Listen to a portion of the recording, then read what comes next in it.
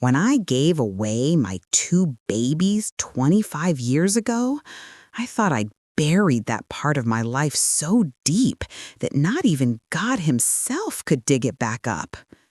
I was wrong, dead wrong. The day that message popped up on my Facebook, a simple, "I think you might be my mother," I felt my entire world crack open like an egg dropped on concrete. But here's what nobody tells you about moments like that. Your first reaction isn't always what you'd expect. I didn't cry. I didn't scream. I just sat there at my kitchen table in Dallas, staring at those 6 words on my phone screen, and felt something I hadn't felt in decades. Hope. Dangerous, terrifying, beautiful hope. My name is Margaret Johnson, and I'm 68 years old now. I've got silver hair that I keep short because sarcastic long hair at my age just seems like I'm trying too hard. And I've got hands that show every year I've lived, calloused from work, wrinkled from time, scarred from life. I live in a modest house in East Dallas, the kind of neighborhood where everyone knows everyone else's business but pretends they don't. It's the same house I've lived in for 40 years, the same walls that witnessed my greatest shame, the same floors I paced on countless sleepless nights wondering if my babies were warm, fed, loved. But I'm getting ahead of myself. That's what happens when you're old and you've kept secrets for so long that they've grown roots in your chest. They come tumbling out all tangled up, past and present wrapped together like Christmas lights you stored wrong.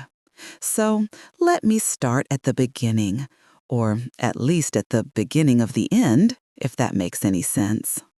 Let me tell you about the life I had before that Facebook message, before everything changed again, before I learned that some wounds don't kill you, they just wait. Before I go any further, I need to ask you something. If you're sitting there listening to this story, wondering if it's going to be worth your time, let me tell you, it is.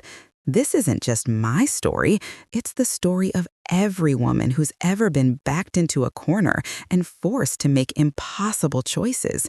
It's about survival, redemption, and the kind of hope that refuses to die even when you've buried it 6 feet under. So if this resonates with you, if you want to support real stories from real women like me, just hit that like button. It takes you 1 second, but it helps this channel reach other women who need to hear that they're not alone. That's all I'm asking, 1 second of your time for a lifetime of truth. I was born in 1957, right here in Dallas, though back then it was a different city entirely. My family lived in South Dallas, in a neighborhood where the houses were small and the dreams were even smaller. My daddy worked at a tire factory, and my mama took in laundry from the wealthy folks in Highland Park. I was the youngest of 4 kids, and let me tell you, being the baby in a working-class family during the 60s didn't mean you got spoiled. It meant you got hand-me-downs and learned real quick how to make yourself useful. We lived in a shotgun house on Carpenter Street, the kind where you could stand at the front door and see straight through to the back. It had 2 bedrooms for 6 people, 1 bathroom with a toilet that ran constantly, and a kitchen where the linoleum was so worn you could see the wood underneath. But it was ours, paid for with my daddy's sweat and my mama's prayers. And we never went hungry, even if we never went full either. My childhood was simple in the way that poverty makes things simple. You don't have choices, so you don't waste time thinking about them. I went to Thomas Jefferson High School, got decent grades without really trying, and spent my weekends helping my mama with the laundry or watching my older siblings' kids. I never thought much about the future because the future looked pretty much like the present, and that seemed just fine. I was 17 when I met Robert Johnson. He was 22, which seemed impossibly mature to me then, though looking back I can see he was just a boy, playing at being a man. He worked construction, had his own truck, a beat-up Ford that burned oil and made a disgusted sound like a dying animal. And he paid attention to me in a way that made me feel happy. He'd wait outside the school in that truck, leaning against the hood with a cigarette, and all my friends would whisper about how happy I was that an older man was interested in me. Lucky? That's a word that means different things depending on where you're standing. From 17, it looked like luck. From 68, it looks like the beginning of a trap I walked right into with my eyes wide open. Robert was handsome in a rough way. Dark hair he kept slicked back with brio cream, strong arms from swinging hammers all day, and a smile that came easy but didn't always reach his eyes. He was charming when he wanted to be, the kind of man who could talk his way into or out of anything. He told me I was pretty, that I was different from other girls, that I understood him in ways nobody else did. And I believed him because I was 17 and stupid and desperate to be special to someone. We got married 3 months after I graduated high school. It was 1975, and I was 18 years old. We had the ceremony at a small Baptist church on Oakland Avenue with maybe 30 people in attendance. I wore a white dress my mama had sewn from curtains she'd bought at a yard sale. It sounds like something out of a movie, but that's really what happened. Robert wore a suit he borrowed from his brother. We had our reception in the church basement with punch and cookies, and everyone told us how beautiful we looked, how happy we'd be. My mama pulled me aside before we left for our honeymoon, which was just 3 days at a motel in Fort Worth, and she held my hands in hers and said, "Margaret, marriage is work. It's not always going to be easy, but you made your choice, so you stick with it. You hear me?" I nodded, not really understanding what she meant. How could marriage be work when you loved someone? How could it be anything but easy? I learned the answer to that question faster than I wanted to. Robert and I moved into a small apartment in Oak Cliff, a one-bedroom place above a grocery store that smelled like overripe produce and cigarette smoke. He worked construction, and I got a job as a waitress at a diner on Jefferson Boulevard. We were poor, but so was everyone we knew, so it didn't feel like poverty. It just felt like life. We'd eat dinner at our tiny kitchen table, and he'd tell me about his day, about the foreman who was an idiot, about the guys on his crew who didn't work as hard as he did. I'd listen and nod and try to make him feel better because that's what I thought wives were supposed to do. The first time he hit me, I was 19 years old. We'd been married less than a year. I don't even remember what started it. Maybe I'd cooked the meatloaf wrong, or maybe I'd spent too much money at the grocery store, or maybe it was nothing at all. But I remember the feel of his hand across my face, the sharp crack of it, the way my head snapped to the side, the metallic taste of blood in my mouth. I remember standing there, surprised, in shock, my hand pressed to my cheek, looking at this man I'd married and not recognizing him at all. He apologized afterward, of course. They always do. He cried and said he didn't know what came over him, that work was stressing him out, that he loved me so much it scared him sometimes. He bought me flowers, carnations from the grocery store downstairs, and promised it would never happen again. And I believed him because I wanted to believe him, because the alternative was admitting I'd made a terrible mistake. And I wasn't ready to admit that yet. But it did happen again, and again, and again. Not all the time. That's what made it so confusing. Sometimes weeks would go by and everything would be fine. He'd be sweet and funny and attentive, the man I thought I'd married. And then something would set him off.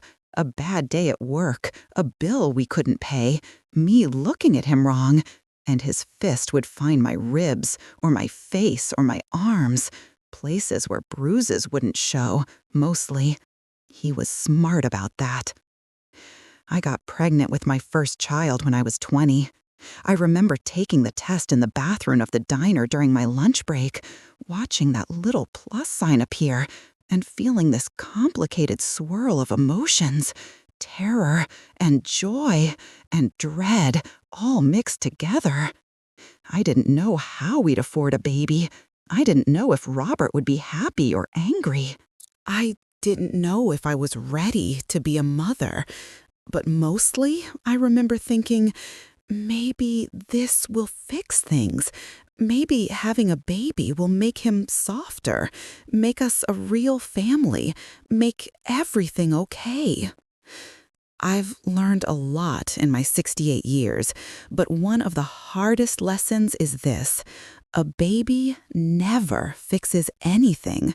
A baby is just a baby, innocent and helpless, and putting that kind of weight on their tiny shoulders is unfair to everyone involved. Robert's reaction when I told him was complicated. He seemed happy at first, hugged me, said we'd figure it out, but as the months went on and my belly grew and I couldn't work as many shifts at the diner, I could feel his resentment building like a storm on the horizon. Money was tighter than ever. I'd outgrown all my clothes and had to wear his old t-shirts. I was tired all the time, too tired for the things he wanted from me. And I could see it in his eyes. This wasn't what he'd signed up for. Anna was born in March of 1976 on a Tuesday morning at Parkland Hospital. She weighed 6 pounds, 3 ounces, and she had a full head of dark hair and my mother's nose. I held her in my arms and felt something I'd never felt before. A love so fierce and overwhelming that it physically hurt, like my chest was cracking open to make room for it. I looked down at her tiny face, at her perfect little fingers wrapped around my thumb, and I thought, I will do anything to protect you, anything. I didn't know then that anything would eventually mean letting her go. Those first few months with Anna were the happiest and hardest of my life. Robert was working longer hours, trying to make extra money, which meant I was alone with the baby most of the time. Our apartment felt even smaller with a crib and diapers and all the paraphernalia that comes with an infant.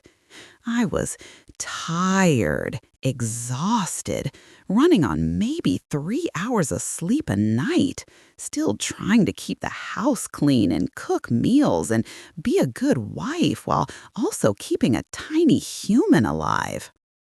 And Robert was struggling. I could see it in the way he'd come home and go straight to the refrigerator for a beer, in the way he'd look at Anna crying like she was doing it specifically to annoy him, in the way he'd slam doors and curse under his breath. Money was always an issue. He'd complain about how much diapers cost, how much formula cost, how much everything cost, as if I was personally responsible for the fact that babies needed things. The hitting didn't stop after Anna was born. If anything, it got worse. He'd get frustrated with the noise, with the mess, with me. And his fists would find me. I learned to be quiet about it, to put Anna in her crib before he got home so she wouldn't witness anything, to cover my bruises with makeup and long sleeves. I told myself it was for her, that I was protecting her, but really, I was just surviving day by day. When Anna was 18 months old, I got pregnant again. I knew immediately, even before I took the test. I recognized the exhaustion, the nausea, the way my body felt different. And this time, I felt pure dread. We could barely afford one child. How were we going to manage two? How was I going to manage two? How was Robert going to react? He didn't react well. When I told him, his angry face went dark, and he just stared at me like I'd done something to him deliberately. "Are you kidding me, Margaret?" he said, his voice low and dangerous. "We can barely keep our heads above water as it is." I tried to explain that it wasn't planned, that these things happen, but he didn't want to hear it. He stormed out of the apartment, and I didn't see him for 2 days. When he came back, he was different. Cold. Distant.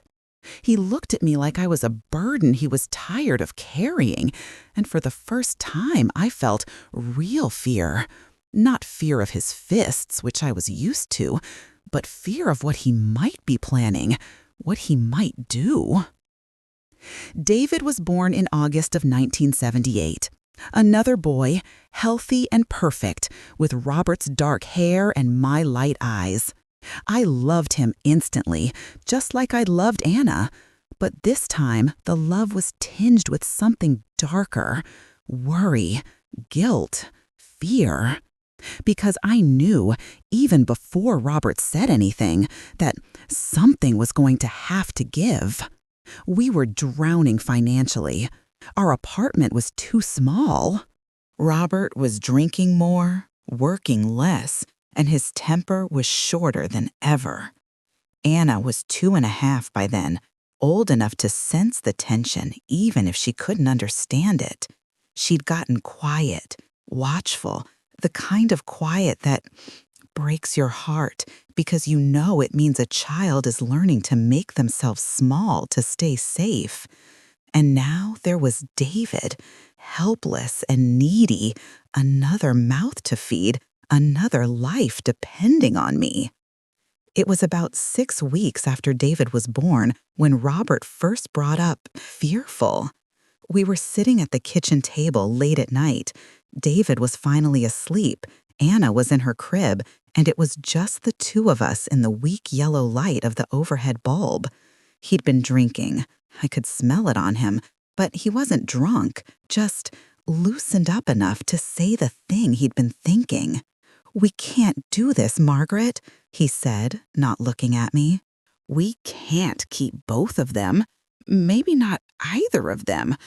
I've been thinking, there are people who want babies, people who have money, who can give them good lives, better than what we can give them." I felt like surprised. He'd punched me in the stomach. "What are you talking about?" I whispered. "These are our children, Robert, our babies." He finally looked at me then, and aggressive. His eyes were hard. "I'm talking about surviving. I'm talking about not ending up on the street. I'm talking about being realistic instead of sentimental. You think I want this, but aggressive. What choice do we have?" I argued with him. God, I argued. I cried and pleaded and promised I'd work more, spend less, do anything. But he'd made up his mind, and when Robert made up his mind about something, there was no changing it. Over the next few weeks, he wore me down bit by bit. He'd show me our bills, our empty bank account. He'd point out how tired I was, how overwhelmed. He'd say things like, "Don't you want what's best for them?" And "Are you really going to be selfish about this?" Selfish. That's the word that finally broke me, because I'd spent my whole life trying not to be selfish, trying to be good and obedient and self-sacrificing, and Robert knew exactly how to twist that knife. The worst part is, I started to believe him. I started to think maybe he was right. Maybe I was being selfish by wanting to keep my babies when I couldn't give them everything they deserved. Maybe someone else really could do better. Maybe I was failing them by holding on. That's what emotional abuse does. It makes you doubt your own heart. The process of giving up my children happened faster than I could process. Robert handled most of it, talking to social workers and agencies while I floated through those weeks in a fog of grief and disbelief. He'd made the decision. I was just following orders at that point, too worn down to fight anymore, too convinced that I had no choice. They took Anna first. She was 2 years and 8 months old enough to know something was wrong, but too young to understand what was happening. I remember the morning the social worker came to get her. I'd dressed her in her best outfit, a little pink dress I'd found at Goodwill and washed until it was soft, and I'd braided her hair with trembling fingers. She kept asking where we were going, if we were visiting Grandma, when Daddy would be home. I couldn't answer her without breaking down, so I just held her tight and breathed in the smell of her hair, desperate, trying to memorize everything about her before they took her away. When the social worker, a kind-faced woman named Mrs. Patterson, who probably thought she was doing something good, reached for Anna's hand, my daughter looked back at me with confusion in her eyes. "Mama," she said, her voice small and uncertain, and I had to watch her walk out that door, had to hear her crying for me as they carried her down the stairs, had to stand there in my empty apartment with my arms aching from where she'd been and tell myself I was doing the right thing. Robert came home that night and didn't say a word about it. He just cracked open a beer and turned on the television like it was any other evening, like we hadn't just given away our daughter. I sat on the couch next to him, completely numb, feeling like someone had reached into my chest and pulled out something essential. Sad. David went 3 weeks later. He was 4 months old. Still so tiny, still nursing. I hadn't been able to sleep or eat since Anna left. I'd just been going through the motions, taking care of David while feeling like a ghost in my own life. The morning they came for him, I held him against my chest and felt his heart beating in time with mine. He was sleeping, peaceful and trusting, not knowing that his mother was about to fail him in the most fundamental way possible. This social worker was different, younger, more clinical, in a hurry. She barely looked at me as she took David from my arms and placed him in a car seat. I remember her saying something about how he'd be placed with a family immediately, how infant boys were in high demand, how lucky he was. Lucky. There was that word again, and angry, it made me want to scream. After they took David, I went into the bathroom and threw up until there was nothing left inside me. Then I sat on the cold tile floor and cried until I couldn't breathe, until my throat was raw, until angry pounded on the door and told me to pull myself together. The weeks that followed are a blur in my memory, probably because my mind was trying to protect me from the full weight of what I'd done. I kept waking up in the night thinking I heard Anna calling for me or David crying. I'd set the table for 4 out of habit, then remember it was just 2. I'd see a child Anna's age at the grocery store and have to leave my cart in the middle of the aisle because I couldn't breathe. The apartment felt cavernous without them, every quiet moment screaming with their absence. Robert seemed angry, though he tried to hide it. Our financial situation didn't magically improve like he'd promised. We were still struggling, still broke, still behind on bills. But now we were broke without our children, which made every single sacrifice feel pointless and cruel. I started to understand that it had never really been about the money. It had been about Robert not wanting to be a father, about him resenting the responsibility, about him wanting his old life back. And I'd let him convince me that his wants were the same as our needs. I became a shell of myself. I went to work at the diner, came home, cleaned the apartment, cooked dinner, went to bed. I didn't laugh. I didn't cry anymore. I'd used up all my tears. I just existed in this gray space between living and dying, moving through my days like a zombie. Disgusted, Robert seemed satisfied with this version of me. I didn't argue with him, didn't make demands, didn't question him. I'd learned my lesson about what happened when I wanted things, when I loved things. Everything I loved got taken away. Months passed, then a year, then 2. People stopped asking about the kids. Word had gotten around somehow, and folks in the neighborhood either pitied me or judged me or both. My own mama didn't speak to me for almost 3 years after I told her what we'd done. How could you give away your own flesh and blood? She'd asked me, her voice breaking. I had no answer for her because there was no answer that made sense, no explanation that didn't make me sound weak or selfish or broken. Robert and I settled into a pattern that looked like marriage from the outside, but felt like a prison from the inside. We didn't talk about Anna and David. We didn't talk about much of anything, really.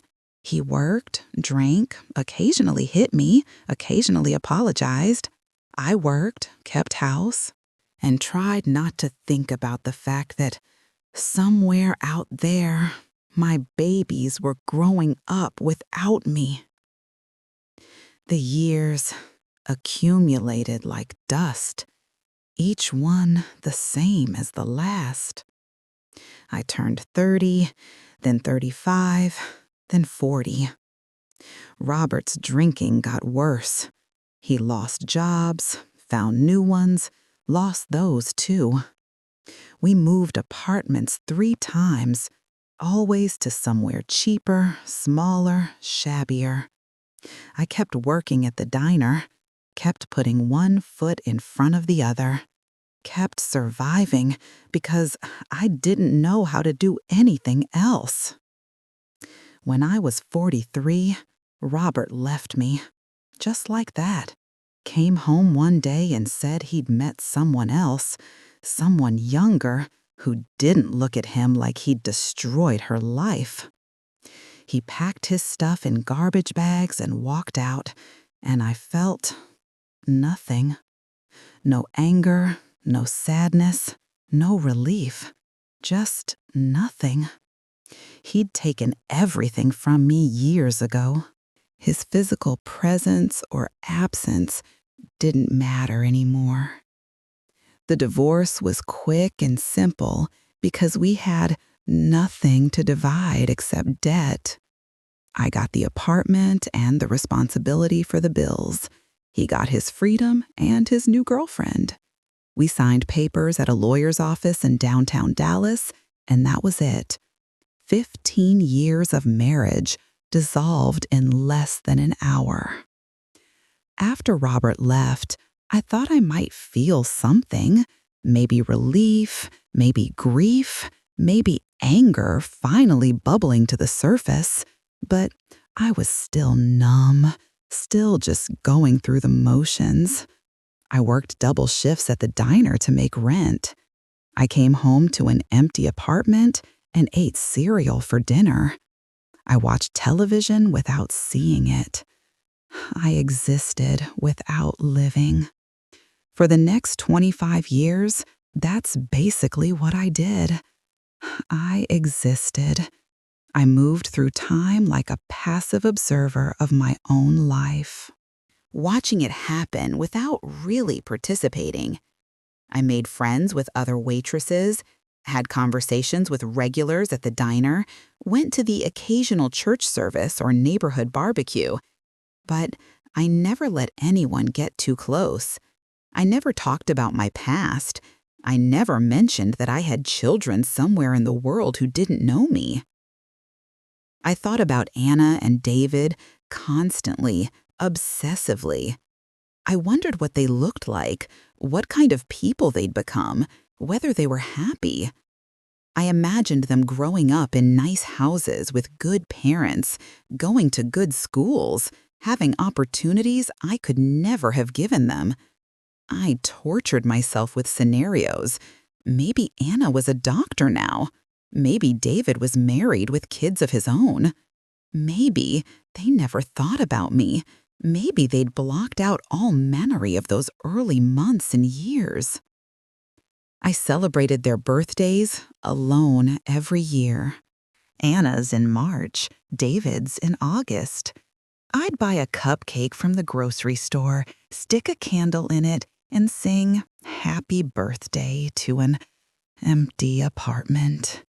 Then I'd blow out the candle and make the same wish I'd been making for decades, that they were safe, happy, and loved.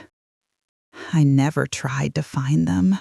The adoption had been closed, no contact, no information shared, a complete severing of legal ties. And honestly, I thought I didn't deserve to find them. I'd given them up. I'd failed them as a mother in the most fundamental way possible. What right did I have to disrupt their lives now, to force myself back into their world after all these years? They were better off without me. That's what I told myself every single day for 25 years. I got older, my hair went gray, my body got softer and slower, my hands developed arthritis from decades of waitressing. I retired from the diner when I was 65, started living on Social Security and a small pension. I moved from the apartment to a tiny house in East Dallas that I could actually afford. I joined a book club at the library, started volunteering at a food bank, tried to fill my days with activities that made me feel useful. But nothing filled the hole where my children should have been. Nothing made up for what I'd lost, what I'd given away, what I'd allowed to be taken from me. I was 68 years old, living alone in a small house, with nothing to show for my life except regret and what-ifs and the memory of two tiny faces I could barely remember clearly anymore. That's where I was, emotionally, mentally, spiritually, when I got that Facebook message. I'd only joined Facebook a few years earlier because my book club ladies had convinced me to, said it was a good way to stay connected. I barely used it, just scrolled through occasionally, liked pictures of my friends' grandkids, shared recipes sometimes. I wasn't expecting anything life-changing. I wasn't expecting anything at all. But on a Tuesday morning in October, I was sitting at my kitchen table with my coffee, scrolling through Facebook on my phone, when I saw a message request from someone named David Walker. The preview just said, "I think you might be my mother." My hand started shaking so bad I almost dropped the phone. I set it down on the table and stared at it like it might explode. David? My David? Could it possibly be? After 25 years? My heart was hammering in my chest. My mouth was dry. My hands were trembling. I picked up the phone again and clicked on the message with fingers that didn't seem to belong to me. The message was longer than the preview had shown. "I think you might be my mother. My name is David Walker. I'm 25 years old. I was adopted as an infant in Dallas, Texas in 1978. I've been searching for my birth family and found some records that led me to you. If you're Margaret Johnson, formerly Margaret Patterson, who gave birth in August 1978 at Parkland Hospital, please respond. I'm not looking for anything from you. I just want to know where I came from. I hope this message finds you and doesn't upset you too much." I read it 3 times, 4 times, 5 times. Each word felt impossible, miraculous, terrifying. My David, my baby boy. He was 25 years old now, a grown man, and he was looking for me. He'd found me.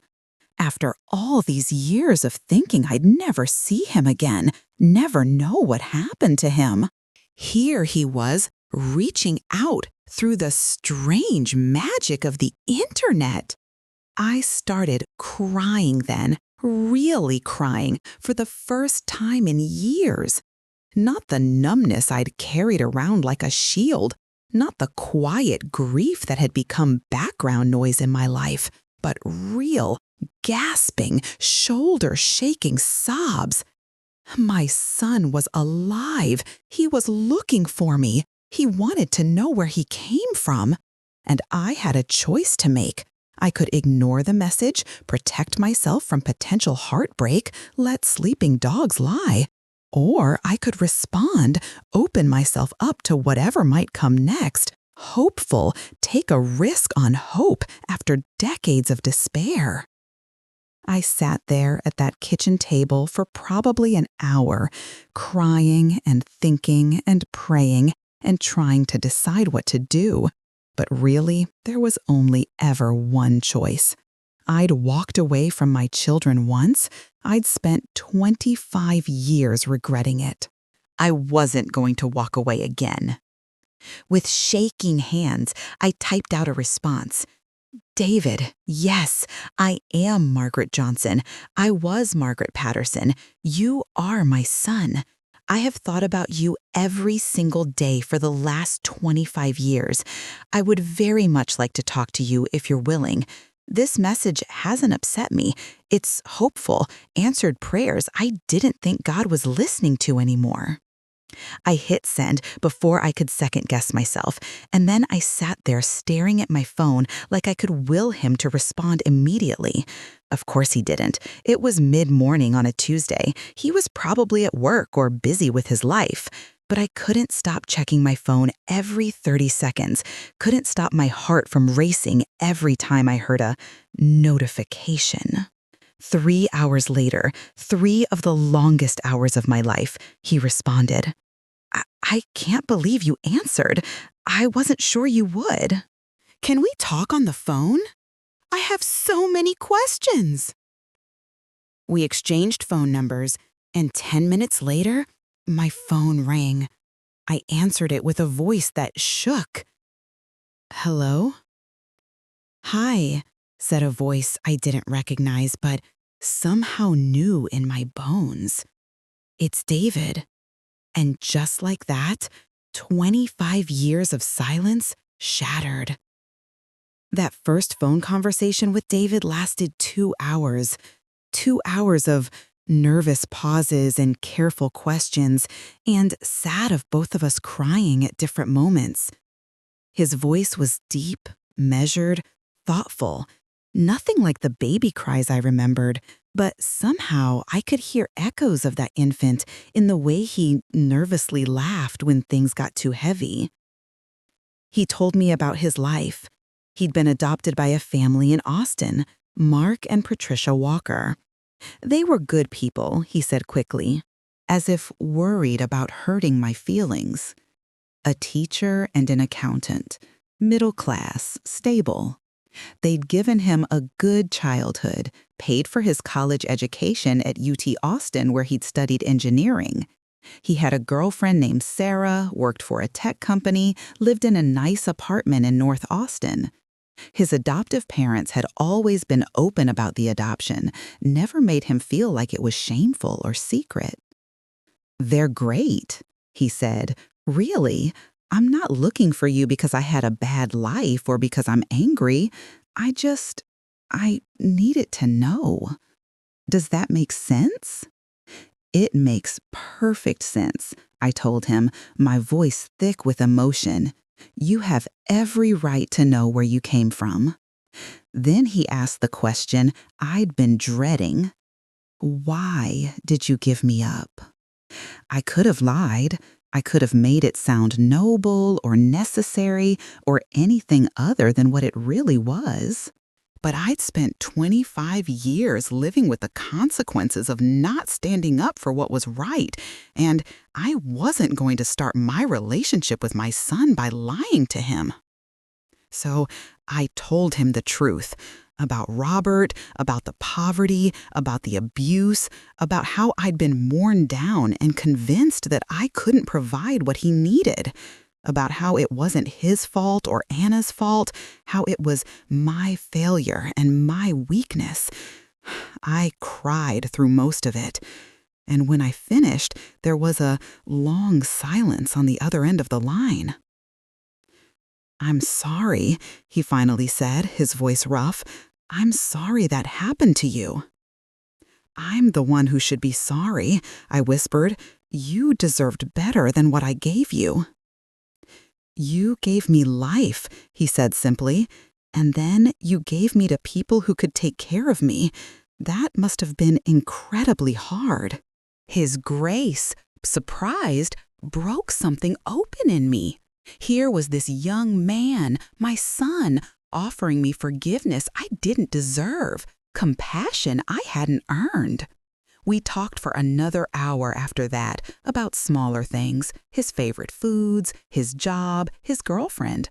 He told me he'd been searching for me for almost a year, that it had taken that long to track down the right Margaret Johnson in Dallas. "There's something else," he said as we were winding down. "I have a sister, don't I? Anna?" My breath caught. Yes, you have a sister." "Have you heard from her? Is she looking for you too?" "No," I admitted, melancholic. "I haven't heard anything from her. I don't even know if she knows she's adopted." "Would you want to find her?" he asked carefully. "If I could help? Would I want to find her?" It was like asking if I wanted to breathe. "More than anything in the world," I said. We made plans to meet in person the following weekend. David would drive up from Austin to Dallas. We'd have lunch. We'd talk more. I spent the days between that phone call and our meeting in a state of anxious anticipation that bordered on panic. I cleaned my house obsessively, changed my outfit 17 times, practiced what I would say to him. I was terrified he'd take one look at me and decide I wasn't worth knowing, that he'd see the broken-down old woman I'd become and regret reaching out. Saturday came, and I met him at a diner on Lower Greenville, neutral territory, public but not too crowded. I got there 30 minutes early and sat in my car, watching the door, trying to breathe normally. When I saw him walking across the parking lot, my heart nearly stopped. He looked like Robert. There was no denying that. Same dark hair, same build, same way of walking. But his face was kinder, his eyes were happy, and when he spotted me through the window and smiled, it was a smile that reached all the way up. He was wearing jeans and a button-down shirt, looking neat and professional, and completely like a stranger. But when he walked up to my table and said, "Hi, Mom," in that same voice I'd heard on the phone, I knew him in my bones. I stood up, and then I didn't know what to do. Hug him? Shake his hand? Stand there awkwardly? He solved the problem by pulling me into an embrace, and I held on to my son for the first time in 25 years, feeling his heartbeat against mine, breathing in the scent of his cologne, and crying all over his nice shirt. "I'm sorry," I kept saying. "I'm so sorry." "It's okay," he said. "It's okay. I'm here now." We sat down and ordered food neither of us really ate, too busy talking, asking questions, filling in 25 years of blank space. I showed him pictures of myself as a young woman, of Robert, of the apartment where he'd lived for the first 4 months of his life. He showed me pictures of his childhood, birthday parties and school photos and family vacations. Looking at those photos hurt in a way I can't quite describe, seeing this little boy growing up without me. But it also brought a strange kind of peace. He'd been happy, he'd been loved, he'd had the childhood I couldn't have given him. "I want to help you find Anna," he said over coffee. "I've already started looking, actually. I found some records, but the sad trail goes cold after the adoption. Do you remember anything about the family who took her?" I racked my brain, trying to remember details from the worst period of my life. The social worker said something about a family in Houston. Or maybe it was San Antonio? I don't remember. Robert handled most of it, and I wasn't in my right mind. "That's okay," David said. "We'll figure it out. I've got some contacts, people who specialize in finding adoptees. It might take time, but hopeful we'll find her." Over the next few months, David and I built a relationship that was careful and fragile, but real. He'd drive up from Austin once or twice a month, and we'd have lunch or dinner, go for walks, slowly get to know each other. He told me about his work, his relationship with Sarah, his adoptive parents, who he insisted I shouldn't feel threatened by. They wanted him to know his biological family, if that's what he wanted. I told him about my life, the parts I could stand to share, editing out the worst of Robert's abuse because I didn't want to burden him with that darkness. But I could feel something building in me during those months, a desperate need to find Anna that became almost physical in its intensity. Every time David and I met, every time I saw his face and heard his voice and got another chance to know my son, the absence of my daughter became more unbearable. I'd given up 2 children. One had found his way back to me. I needed the other one, needed to know she was okay. Desperate, needed to tell her I was sorry. David was true to his word about searching for Anna. He hired a private investigator who specialized in adoption cases, paid for it out of his own pocket despite my protests. The investigator, a woman named Linda Chen who worked out of a small office in Richardson, told us it might take months or even years. Closed adoptions from the 70s were notoriously difficult to crack open. Records were sealed, agencies were protective of privacy, and we had so little information to go on. But Linda was good at her job, and 3 months after David first contacted me, she called with excited news. She'd found Anna. Or at least she'd found someone who was very likely Anna, a woman named Anna Martinez, 27 years old, living in San Antonio, Texas. The timeline matched perfectly. The original adoption had gone through a San Antonio agency, and there was a photograph. Linda had found her on social media. "I'm sending you the link now," Linda said over the phone. "But prepare yourself. She might not want contact. She might not even know she's adopted." My hands were shaking as I opened the Facebook profile Linda had sent me, and there she was, my daughter, 27 years old, beautiful, with dark hair like her father's, and my mother's eyes, and a smile that made my chest ache. Her profile said she was a nurse at a hospital in San Antonio, married to a man named Carlos Martinez, mother to 2 little girls, Sophia and Elena. I had grandchildren. The thought, surprised, hit me like a freight train. I was a grandmother, and I'd never known. I spent hours that night scrolling through Anna's public photos, drinking in every detail I could find. Pictures of her wedding. She'd worn a beautiful white dress and looked radiantly happy. Pictures of her daughters, toddlers with dark curly hair and big eyes. Pictures of her at work in scrubs, at birthday parties, on vacation. A whole life I'd missed. A whole person I didn't know. My daughter who'd grown up without me. David came over the next day, and we sat together looking at Anna's profile, trying to figure out what to do next.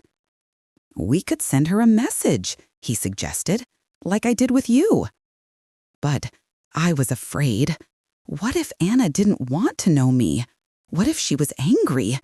What if she'd had a good life and didn't want it disrupted by a mother who'd abandoned her?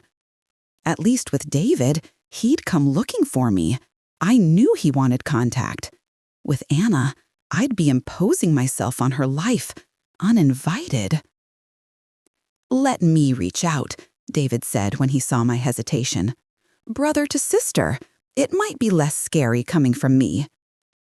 I agreed, though every instinct in me wanted to be the one to contact her. But David was probably right. A message from a brother she didn't know she had might be easier to accept than one from the mother who'd given her away. David spent 2 days crafting the perfect message.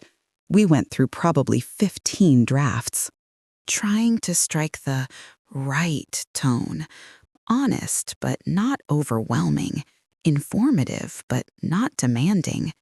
Finally, he sent it. "Hi, Anna. I know this is going to sound crazy, but I think we're biological siblings. My name is David Walker. I was adopted as an infant in Dallas in 1978, and I recently connected with our birth mother. Through some searching, I found you. I'm not trying to disrupt your life. I just thought you deserved to know you have a brother. If you want to talk, I'm here." Then we waited and waited. Days passed with no response. A week passed, 2 weeks. I started to think she'd seen it and decided not to respond, that we'd found her, but she didn't want to be found, that I'd lost her all over again. David tried to stay positive, said maybe she was busy or processing or just needed time to think about it. But I could see the disappointment in his eyes, too. 3 weeks after David sent the message, on a Wednesday afternoon when I was volunteering at the food bank, my phone rang. Unknown number from San Antonio. My heart started racing as I answered. "Is this Margaret Johnson?" A woman's voice, careful and controlled. "Yes," I said, stepping outside into the parking lot for privacy. "This is Anna Martinez. I got a message from someone claiming to be my brother. He said you're my birth mother." I leaned against my car for support, my legs suddenly unsteady. "I am. I'm your mother, your biological mother." Silence on the other end. Then, "I need to know something. Did you give me up, or was I taken from you? The question cut right to the heart of it. I gave you up, I said, forcing myself to be honest, and I've regretted it every single day for the last 27 years. More silence. I could hear her breathing, could imagine her standing wherever she was, processing this information, deciding what to do with it. When she spoke again, her voice was angry, tight. I need time to think about this. I didn't know I was adopted. My parents, my adoptive parents, they never told me. I just confronted them yesterday and they admitted it, said they were waiting for the right time to tell me. But there was never a right time, so I'm dealing with a lot right now. I understand, I said, my heart breaking for her. Take all the time you need. I'm not going anywhere. I've waited 27 years. I can wait longer if that's what you need. I'll call you when I'm ready, she said. Don't try to contact me. I'll reach out when I can. Then she hung up, and I stood there in that parking lot crying with a mixture of happy and pain. She knew I existed. She knew she had a brother. She'd actually called me. But she was hurt and angry and confused and sad. I'd caused that. Me and Robert and the adoptive parents who'd lied to her for 27 years. I know you're probably sitting there right now wondering what you'd do in Anna's position, how you'd react to finding out your whole life was built on secrets. And maybe you're wondering what happened next, whether she ever called back, whether I got my daughter back, or if I lost her forever. If you're feeling all these emotions right alongside me, if this story is gripping you the way it gripped my life, hit that like button. Let me know you're with me on this journey. Your support means everything, and it helps me keep sharing these real stories with all of you. The weeks after Anna's phone call were torture. I wanted so badly to respect her boundaries, to give her the space she'd asked for. But every day that passed without hearing from her felt like another day of my daughter slipping away. David tried to reassure me, said we should trust that she'd reach out when she was ready, but I could see he was worried too. He'd sent her one follow-up message, just saying he was there if she wanted to talk, and she'd left it on read without responding. I found myself obsessively checking her Facebook profile, even though I knew it was unhealthy. I'd look at new pictures she posted of her daughters and wonder if I'd ever meet them, if I'd ever get to be the grandmother I should have been all along. I'd see posts about her work at the hospital and feel this fierce pride mixed with devastating loss. My daughter was out there saving lives, being a good person, and I'd had nothing to do with it. 6 weeks after that initial phone call, I was sitting in my living room watching the evening news when my phone rang. San Antonio number again. I grabbed it so fast I almost dropped it. Hello? Hi, it's Anna. Her voice was steadier than last time, less raw. Can we talk? Of course, anytime, always. I heard her take a deep breath. I've been seeing a therapist, trying to process everything. The adoption, the lies from my parents, you and David suddenly being real people instead of just abstract concepts. It's been hard. I can imagine, I said softly. I'm so sorry you're going through this. I need to ask you some questions, she said, and I need you to be completely honest with me, even if the answers are ugly. Can you do that? Yes, I'll tell you anything you want to know. So she asked, and I answered. She asked about her father, and I told her about Robert, the good parts and the terrible parts, everything. I told her why we gave her up, and I told her the whole story, not sparing myself, not making excuses. She asked if I'd thought about her over the years, and I told her about the birthday cupcakes, the constant wondering, the grief that never faded. "Did you love me?" she asked, her voice breaking on the word. "When I was little, before you gave me away, did you actually love me?" "More than my own life," I said, crying now.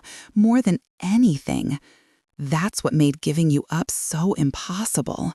I loved you so much that I convinced myself other people could love you better, could give you more.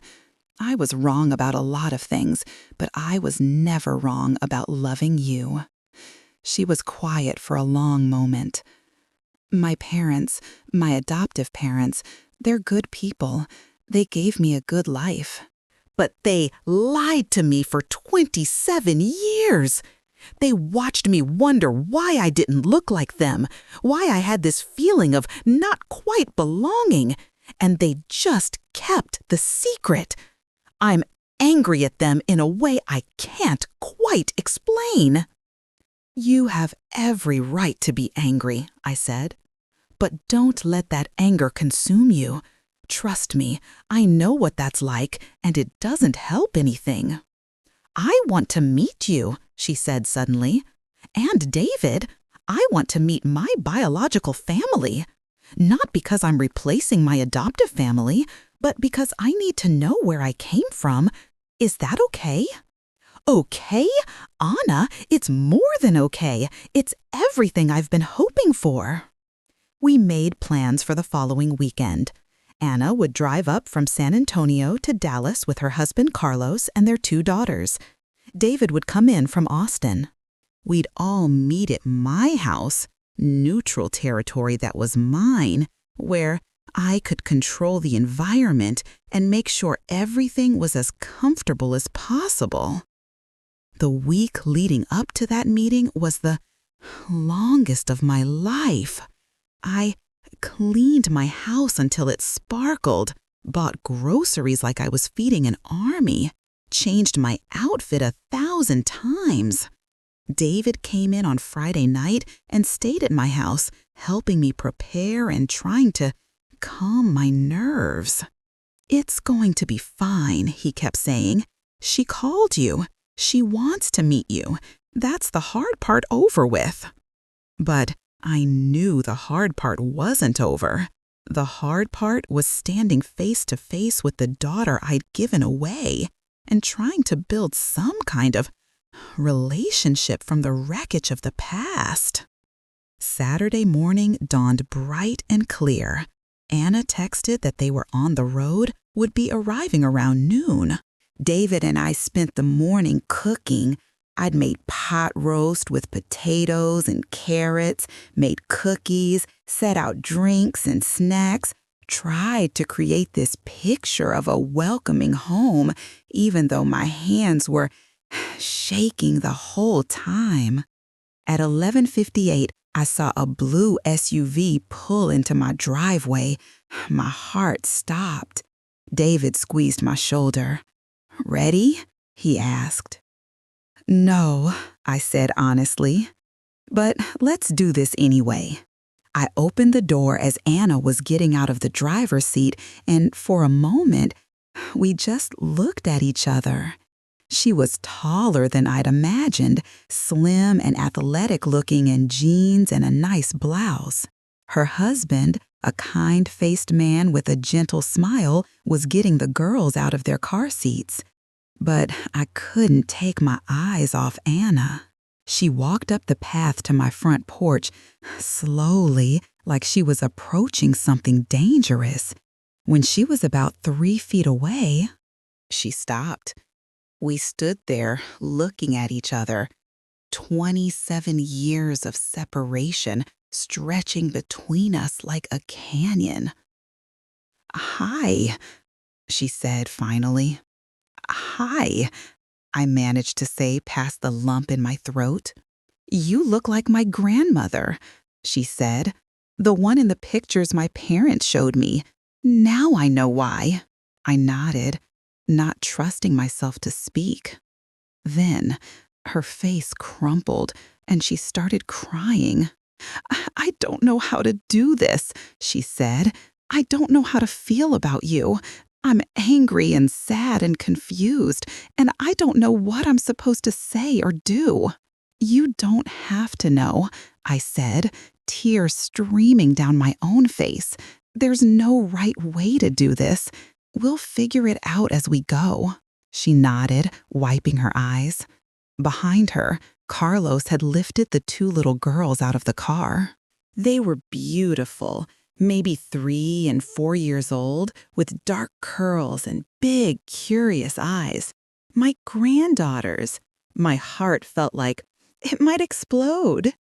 Girls, Anna said, turning to them, this is Margaret. She's your grandma. The older one, Sophia, I'd learn, tilted her head and looked at me seriously. We already have 2 grandmas, she informed me. You can never have too many grandmas, Carlos said with a warm smile, extending his hand to me. It's nice to meet you, Margaret. I'm Carlos.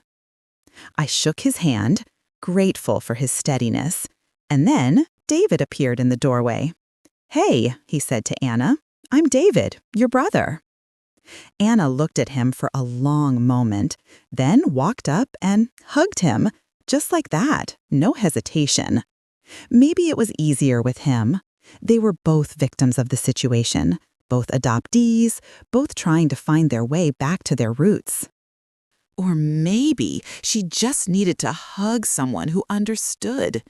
Either way, watching my 2 children embrace for the first time was almost more than I could handle. We all went inside, and the afternoon unfolded in this awkward, beautiful, painful way.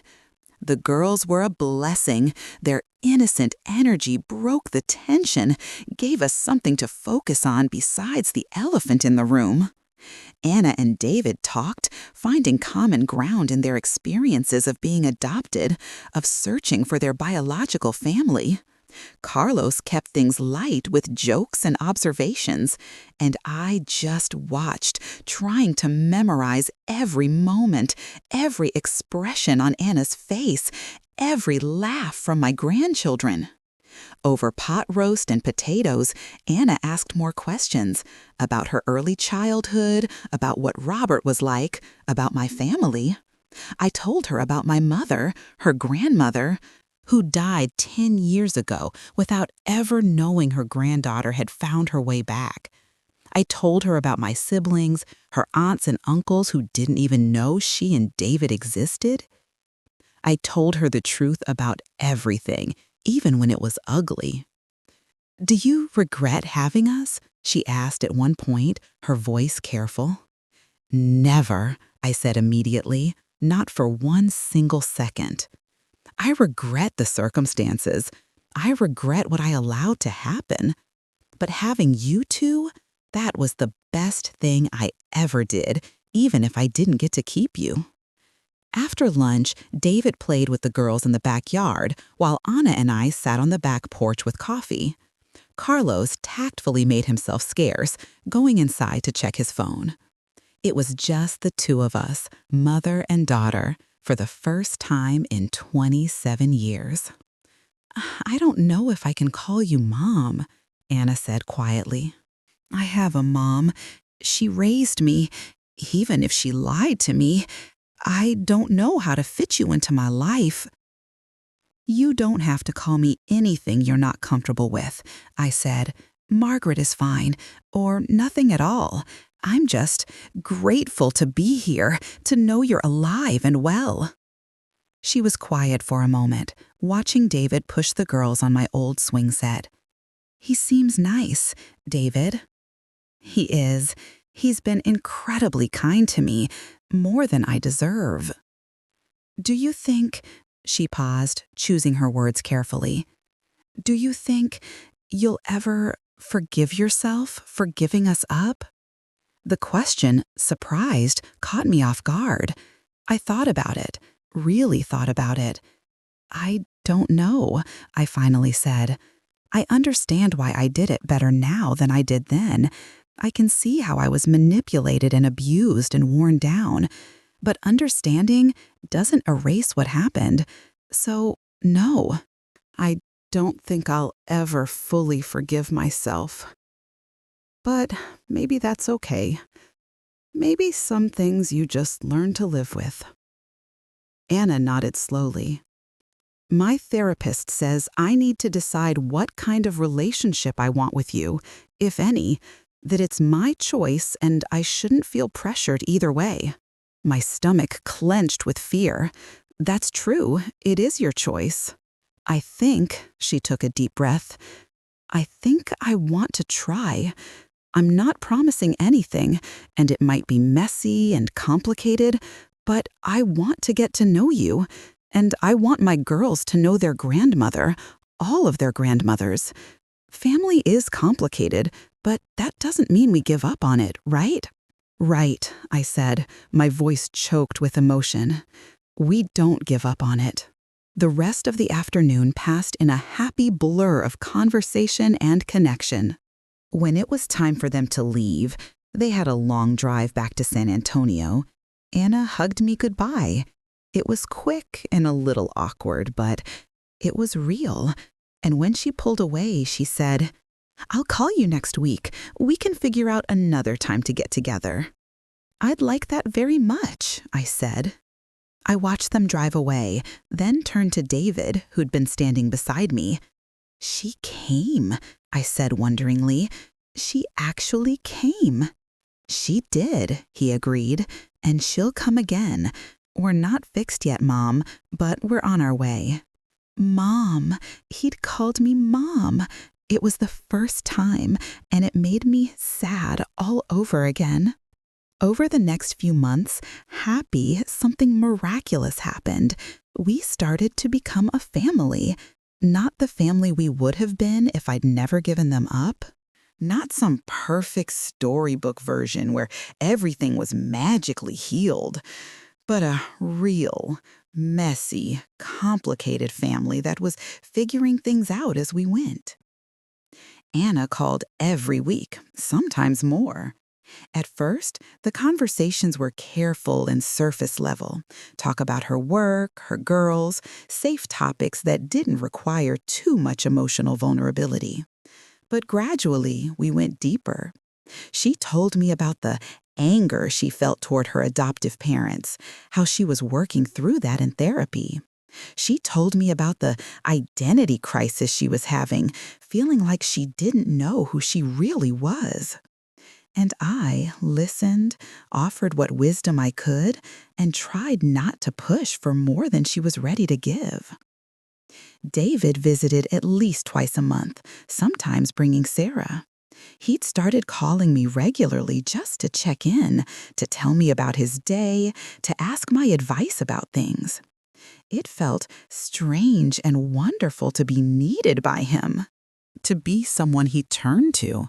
He'd started calling me Mom consistently, and every time he did, it felt like a small miracle. The four of us, me, David, Anna, and Carlos, started having family dinners once a month, rotating houses. I'd drive down to San Antonio or Austin, or they'd come up to Dallas. The girls, Sophia and Elena, started calling me Grandma Maggie, which Anna said was okay if I was okay with it. I was definitely okay with it. Being a grandmother was a joy I'd never expected to experience. But I knew I couldn't just rebuild these relationships and pretend the past didn't exist. I needed to deal with the person who'd set all of this in motion, who'd convinced me to give up my children in the first place. I needed to confront Robert. I hadn't spoken to Robert in over 20 years, not since the divorce. I didn't even know where he was or what he was doing. But David, being the confident, resourceful engineer he was, found him easily enough. Robert Johnson was living in Fort Worth, still working construction at 68 years old, still in the same crappy apartment he'd probably always lived in. twice divorced after me, no kids that we could find, living a small, bitter life. I didn't tell Anna or David what I was planning. This was something I needed to do alone, something I needed to face on my own. So one Tuesday morning, I got in my car and drove to Fort Worth with a angry heart full of rage I'd been carrying for 40 years. I found his apartment complex easily enough, a run-down place off Berry Street, the kind with external walkways and bars on the windows. His unit was on the second floor. I climbed those stairs with my hands shaking, rang the doorbell before I could lose my nerve. He answered the door in a disgusted, stained undershirt and jeans, holding a beer even though it was 10 in the morning. For a moment, he didn't recognize me. Then his eyes widened, surprised. "Margaret?" "Hello, Robert," I said, my voice steadier than I felt. He looked older, broken down by life and alcohol. His hair was mostly gray, his face was ruddy and lined, and he'd gained weight in that way men do when they stop caring about anything. Part of me felt anger seeing him like this, diminished, pathetic. But mostly, I just felt sad. "What are you doing here?" he asked, not moving to let me in. "I need to talk to you about Anna and David." His face went pale. "What about them?" "They found me, both of them. We're back in touch." He stepped back, and I took that as an invitation to come inside. His apartment was exactly what I expected. Messy, smelling of beer and cigarettes, decorated with nothing but a TV and a ratty couch. This was the life he'd built after destroying mine. "What do you want?" he asked, defensive now. "I didn't do anything illegal. The adoptions were legal." "I'm not here to talk about legality," I said. "I'm here to tell you what you took from me." For the next 20 minutes, I laid it all out. I told him about the 25 years of grief, about the hole in my life that never healed, about the guilt and shame and regret.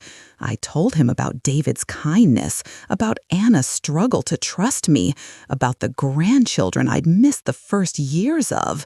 I told him exactly what his manipulation and abuse had cost, not just me, but our children who'd grown up without their biological family because he'd been too selfish and weak to be a father. He tried to interrupt several times, tried to justify himself, to blame the circumstances, to make excuses. But I didn't let him.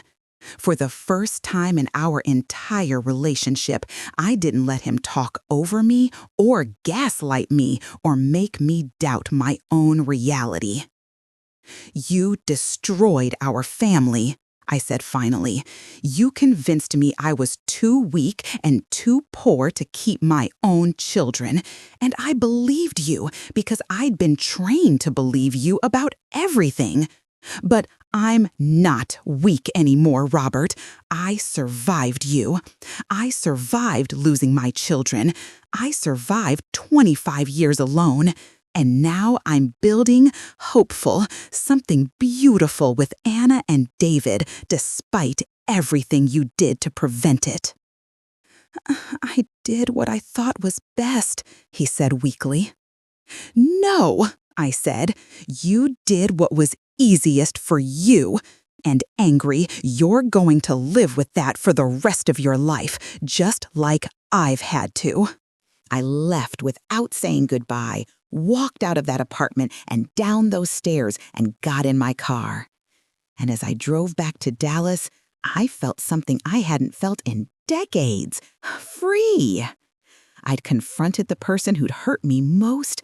I'd said everything I needed to say, and I'd walked away on my own terms. He couldn't touch me anymore. He couldn't hurt me anymore. That part of my life was finally truly over. When I got home, I called David and Anna and asked if they could come over that weekend. I had something I wanted to talk to them about. They both agreed, curious but not worried. They'd learned that I didn't drop bombshells anymore. I'd had enough drama for one lifetime. That Saturday, with both my children sitting in my living room, I told them about visiting Robert. I told them everything I'd said to him, everything I needed him to hear. And then I told them what I decided. I'm done carrying this guilt, I said. I'm done letting what happened define who I am. I made mistakes, terrible, life-altering mistakes, but I was also a victim. And I'm choosing to forgive myself, even if it takes the rest of my life to fully mean it.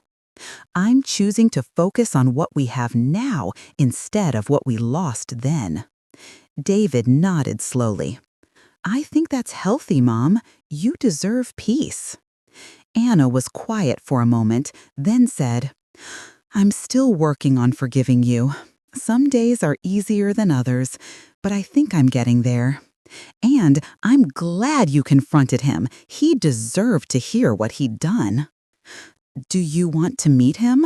I asked carefully. Either of you. He's your father, even if he was a terrible one. They looked at each other, having a silent conversation that siblings have. Finally, David shook his head. No, not right now, at least. Maybe someday, but I don't think I'm ready for that. Me neither, Anna agreed. The dad who raised me, my adoptive dad, he's my father in all the ways that matter. Robert is just genetics. I understood that, respected it. They didn't owe Robert anything, just like they didn't really owe me anything. Whatever relationships we built had to be built on choice and willingness, not obligation or guilt. Over the next year, our little patchwork family grew stronger. Anna had another baby, a boy this time, named Michael, and she asked if I wanted to be at the hospital when he was born. I held my grandson minutes after he entered the world, and I felt like I'd been given a hopeful second chance at something precious. David and Sarah got engaged, and he asked me to be at the wedding. I sat in the front row with his adoptive parents, and instead of feeling jealous or resentful of them, I felt grateful. They'd loved my son when I couldn't. They'd given him the stable childhood I couldn't provide. We were all his parents in different ways, and there was room for all of us. When he and Sarah announced they were expecting a baby a year later, I cried for a solid hour, this time from pure joy. My first grandson through David was born on a Tuesday in March, the same month Anna had been born all those years ago. They named him Marcus, and when David placed him in my arms at the hospital, he said, "Mom, meet your grandson, Marcus Robert Johnson Walker." The middle name, surprised, hit me hard. You named him after Robert? I asked, confused. No, David said gently. I named him after you. Johnson is your maiden name. He's named for the strength you showed in surviving and rebuilding, not for the man who tried to break you. I held that baby and cried, feeling like the happy circle was somehow completing itself. I'd lost 2 babies decades ago. Now I was surrounded by happy grandchildren, by love, by family I thought was gone forever. The day of David and Sarah's baby blessing ceremony, they weren't religious but wanted to mark the occasion with family. Everyone was there. Anna and Carlos with their 3 kids, my siblings and their families, David's adoptive parents. Even Don Martinez had made the drive from San Antonio. We all gathered in David and Sarah's backyard in Austin, this huge, sprawling group of people connected by blood and choice and love. David stood up to speak, holding baby Marcus, and he looked right at me.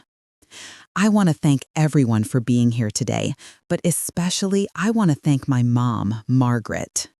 A lot of people would look at our story and see tragedy. 2 kids given up for adoption, 25 years of separation, all the pain and loss.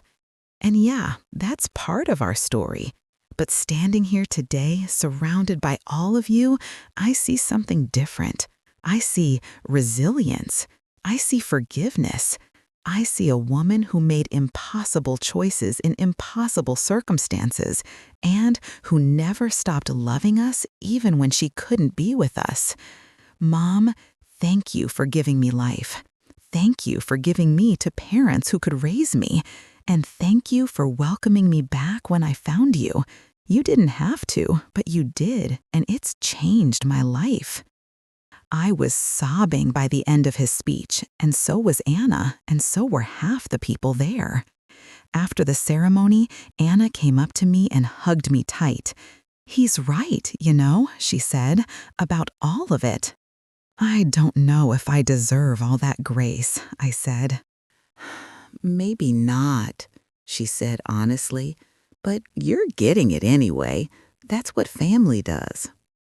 That summer, I turned 73 years old. Anna and David threw me a surprise birthday party at my house in Dallas, inviting everyone I loved. I walked into what I thought was just a quiet dinner with my kids and found my living room packed with people, my siblings, my nieces and nephews, all my grandchildren, Don, David's adoptive parents, friends from the food bank and the book club. The house was decorated with balloons and streamers, and there was a cake that said, "Happy birthday, Grandma Maggie." I stood there in shock, looking around at all these faces, all these people who'd somehow become my family in the last few years. David came up behind me and whispered, "Surprise, Mom! You didn't think we'd let your birthday pass without celebrating properly, did you?" We ate and laughed and told stories. The grandkids ran around the backyard playing tag. Anna showed everyone embarrassing photos of me from my Facebook profile. Don told stories about raising Anna that made everyone laugh. David gave a toast about how his mother had taught him that it's never too late to rebuild your life, and that, confident, family isn't just about biology, it's about showing up. Late in the evening, after most people had left, and it was just me, Anna, David, and the grandkids who'd fallen asleep on my couch, we sat on the back porch with coffee and watched the sunset. It was one of those perfect Texas evenings where the heat had broken and everything felt peaceful. "I never thought I'd have this," I said quietly. "A family, grandchildren, people who loved me despite everything." "You always had us," David said. "We just had to find our way back to you." Anna reached over and took my hand. "I'm glad we did. It hasn't been easy, and sometimes it's still complicated, but I'm glad we're here." "Me too," I said. "Me too." The years continued to unfold in that beautiful, messy way that real life does. There were more birthdays and holidays, more grandchildren. Anna had a 4th child. David and Sarah had another baby. There were graduations and recitals and soccer games. There were sad, difficult conversations and moments of tension, times when old wounds reopened, and we had to work through them all over again. But there were also moments of pure joy. Teaching Sophia and Elena to bake my mother's sugar cookie recipe, holding baby Marcus while he fell asleep on my chest, watching Anna get promoted to head nurse at her hospital, seeing David's company go public and knowing my son was happy beyond anything I could have imagined. I kept volunteering at the food bank, kept going to my book club, kept living my life in Dallas. But now, my life was full in ways it had never been before.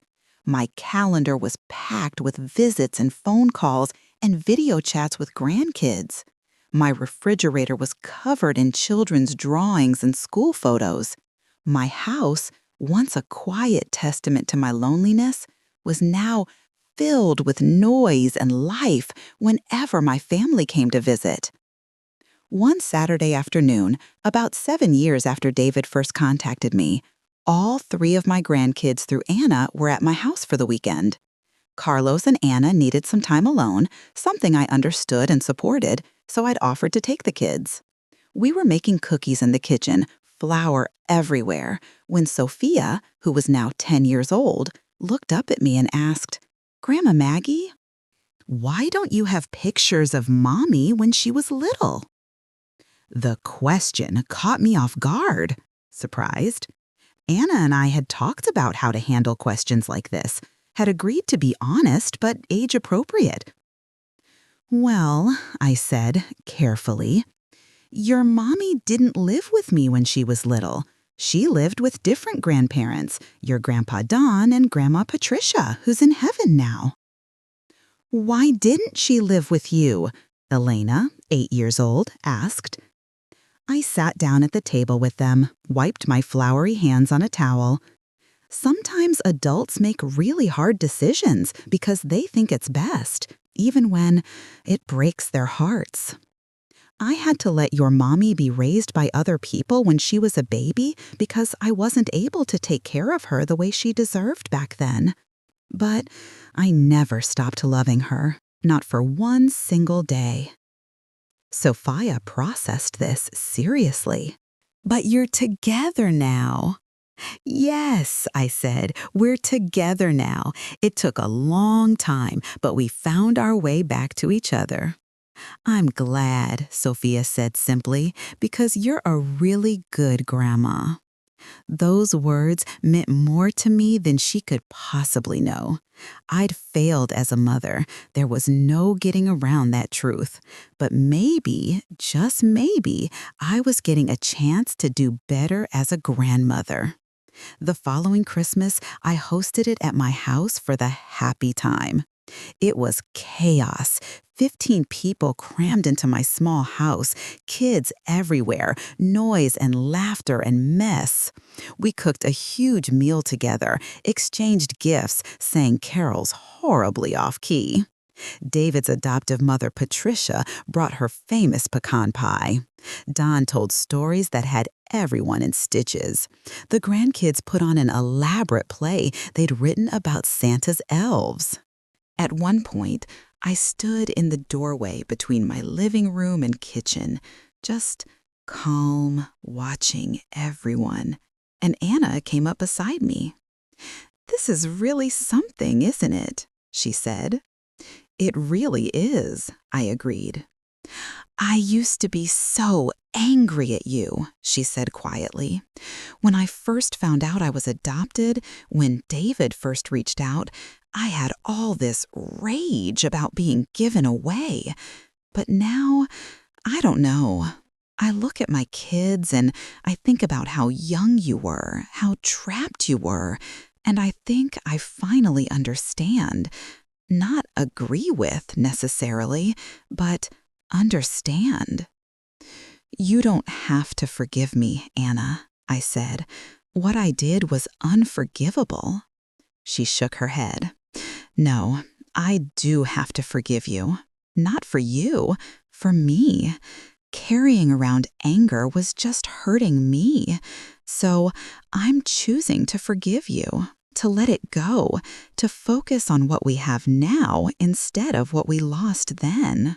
"It's taken me 7 years to get here, but I'm here." I turned to her with tears in my eyes. "Thank you," I whispered. She hugged me then, really hugged me, and said, "Merry Christmas, Mom." Mom! She'd called me Mom. After 7 years of Margaret and careful distance, she'd called me Mom, and it felt like the greatest gift I could have received. That night, after everyone had left and I was cleaning up the wreckage of Christmas, I found myself thinking about Robert. I'd heard through the grapevine that he died 2 years earlier, cirrhosis of the liver, a long, slow death that came from decades of drinking. Neither Anna nor David had wanted to go to the funeral, and I hadn't either. He'd lived a lonely, bitter life and died the same way, and while I didn't celebrate his death, I didn't mourn it either. He was just gone. The person who'd caused so much pain was no longer a factor in our story. I thought about what my life would have been if things had been different. If I'd been stronger at 20. If I'd left Robert instead of believing him. If I'd fought to keep my children instead of giving in. Would Anna and David have had better lives? Or would they have grown up in poverty with a single mother struggling to survive and an abusive father who resented their existence? I'd never know the answer to those questions, and I'd learn to make peace with that. The past was the past. I couldn't change it, couldn't rewrite it, couldn't make it prettier or easier. All I could do was, hopefully, live in the present and make the most of the second chance I'd been given. Now, as I sit here at 75 years old, looking back on the last 7 years since David first messaged me, I can hardly believe how much my life has changed. I'm not the broken shell of a woman I was before. I'm not defined solely by my worst mistakes and deepest regrets. I'm a mother, a grandmother, a friend, a survivor. My relationship with Anna continues to deepen and grow. She calls me Mom now more often than not, includes me in all the important moments of her life, asks my advice about parenting and work and life. We have a tradition of monthly lunches, just the two of us, where we talk about everything and nothing. She's taught me to be vulnerable again, to trust that love doesn't always end in loss. David and I talk almost every day. He's the one I call when I'm lonely or scared or need reassurance. He's the one who makes sure I'm taking my medications, who checks in on me, who treats me like the mother I should have been all along. He's given me 3 grandchildren now, Marcus and 2 daughters, Lily and Grace. I babysit them regularly. And they've brought so much happy into my life that sometimes I can barely contain it. I have 9 grandchildren total now, ranging in age from 2 to 12. They know me as Grandma Maggie, this old lady who bakes cookies and tells stories and always has candy in her purse. They don't know the full story of how I almost wasn't in their lives at all, though someday they will. For now, I'm just their grandmother, and that's enough. My house is no longer quiet and empty. It's filled with noise and mess and life. My refrigerator is covered in school pictures and hand-drawn cards. My spare bedroom has been converted into a playroom for when the grandkids visit. I have a garden in my backyard where I grow vegetables with Sophia and Elena. I have photo albums bursting with pictures of birthday parties and holidays and ordinary moments that feel extraordinary because I'm in them. I've learned to forgive myself, mostly. There are still hard days, days when the guilt creeps back in and threatens to overwhelm me. Days when I look at my adult children and think about everything I missed. First steps, first words, first days of school, first heartbreaks. I missed it all, and that's a loss I'll carry forever. But I've also learned to focus on what I have instead of what I lost. I have now. I have today. I have tomorrow if I'm lucky enough to wake up. And that's more than I ever thought I'd have. I've learned that family is complicated and messy and doesn't always look the way you think it should. Anna has 3 sets of parents now. Her adoptive parents, well, just Dawn since Patricia passed, her biological parents, though she barely acknowledges Robert as such, and me. David has 2 sets of parents. My grandchildren have multiple grandparents from all different sides. It's complicated, but it works because we've all decided to make it work. I've learned that it's never too late to rebuild your life. I was 68 years old when David found me, past retirement age, past the age when most people think major life changes are possible. But in 7 years, I've built a family from scratch. I've repaired broken relationships. I've become the person I always wanted to be, but never thought I could be. Age is just a number. It's never too late to start over, to make amends, to become who you were meant to be. I've learned that forgiveness is a process, not a destination. Anna didn't forgive me overnight, and honestly, I'm still working on forgiving myself. But we show up for each other, day after day, year after year, and slowly the wounds heal. Not completely. Some scars never fully fade, but enough. Enough to move forward. Enough to build something new from the ruins of the past. I volunteer more now, particularly with organizations that help women escaping domestic violence. I tell my story, carefully with permission from Anna and David, to women who are trapped in situations like I was. I tell them that it's not too late to leave, that they deserve better, that their children deserve better. I tell them about the long road to healing and how hard it is, but also how worth it. If my story can help even one woman make a different choice than I did, then maybe all the pain had some purpose. I've reconnected with old friends who I'd lost touch with during those dark years. I've made new friends through the food bank and book club and church. I have a full social calendar, which is something I never thought I'd say at 75. I go to concerts and movies, take day trips to nearby towns, have coffee dates with friends. I'm living. Really living. For the first time in decades. My health is decent for my age. Arthritis in my hands, some high blood pressure, the usual old age complaints. But I'm here. I'm alive. I'm present for my children and grandchildren. I get to watch them grow and change and become themselves. Surprised, I get to be part of their lives in ways I never dreamed possible. Last month, Happy asked me to come to Sophia's school for Grandparents' Day. I sat in a tiny chair in a 5th grade classroom, surrounded by other grandparents, and listened to Sophia give a presentation about her family tree.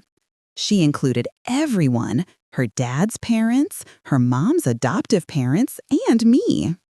"This is my Grandma Maggie," she said, pointing to my picture on her poster board. "She's my mom's birth mom.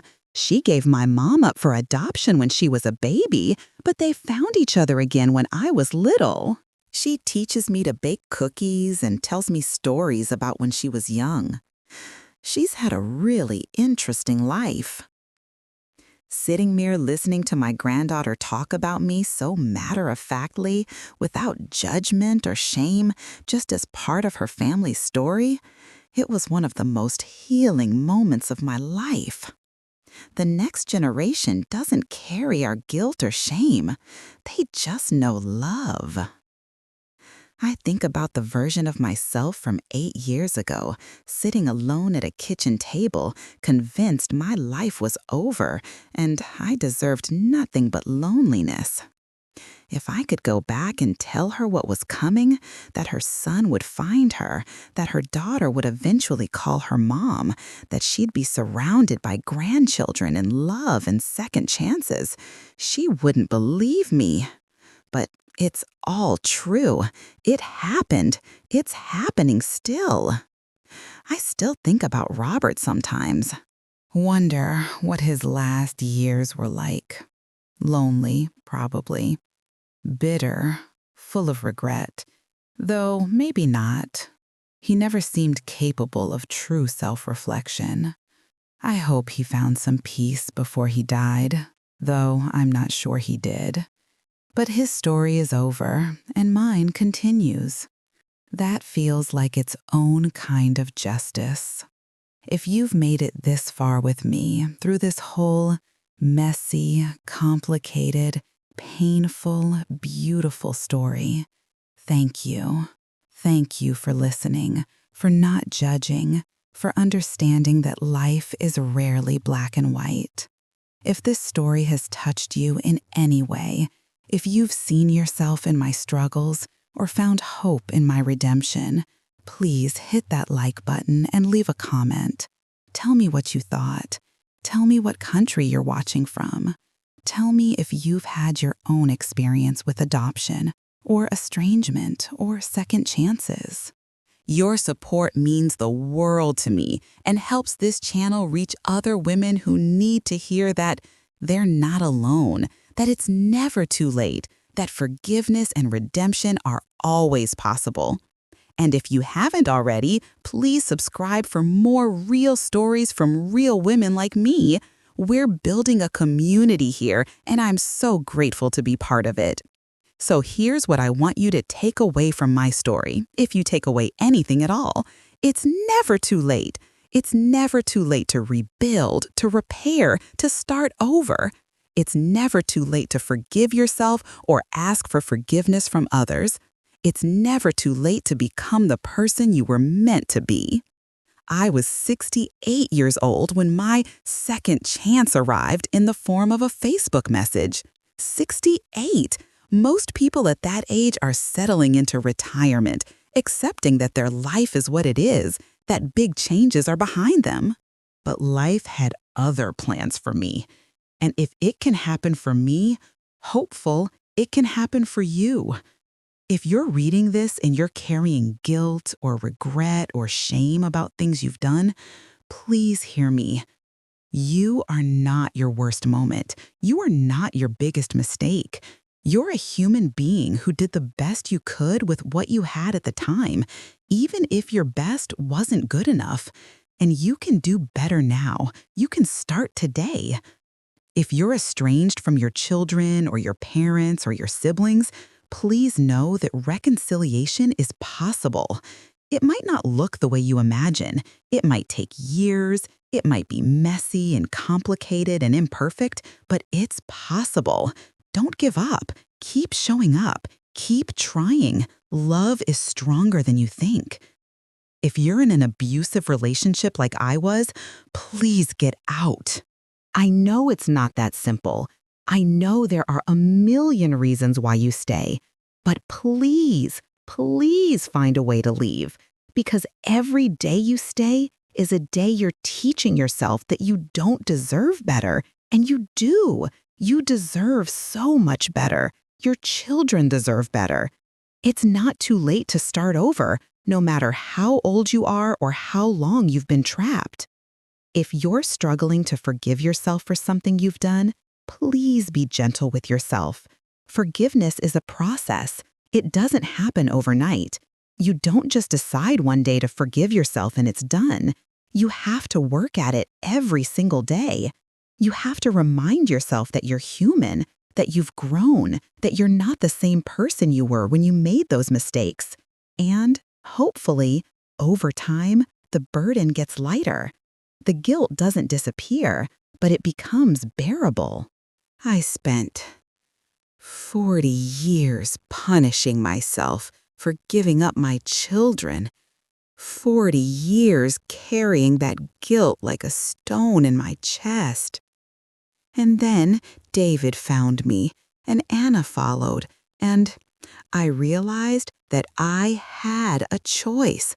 I could keep carrying that guilt, keep letting it define me, keep believing I deserved nothing but loneliness and regret, or I could accept the grace my children were offering me, forgive myself the way they were learning to forgive me, and build something new from the wreckage of the past.